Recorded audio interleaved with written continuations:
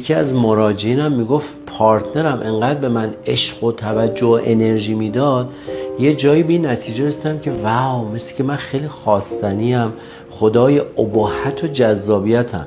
و از دیدگاه من به عنوان روانشناس، این آدم دلبستگی‌های ناایمن داره از نوع اجتنابی که وقتی بمباران عشق میشه میگه رفتم فاصله گرفتم که همه جا این احساس رو دریافت کنم، ببینم همه منو میخوان.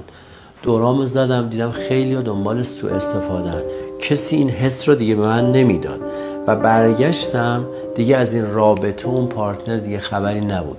به من گفت دکتر میشه که شما کمکم کنید مثلا خانم سحر برگرده؟ من به احترام او تماس گرفتم اما میدونستم این اتفاق نمیفته. خانم سحر گفت که این رابطه برای من خیلی وقت تموم شده است. میدونید خیلی وقتا ما در آینه فرد مقابل عشق و توجه و حمایتی رو میبینیم که فکر میکنیم خیلی همه جا این عشق رو خواهیم گرفت، فکر میکنیم پرستیدنی هستیم، میریم دنبال بنده های دیگه میگردیم، بعد میبینیم این خبران نیست.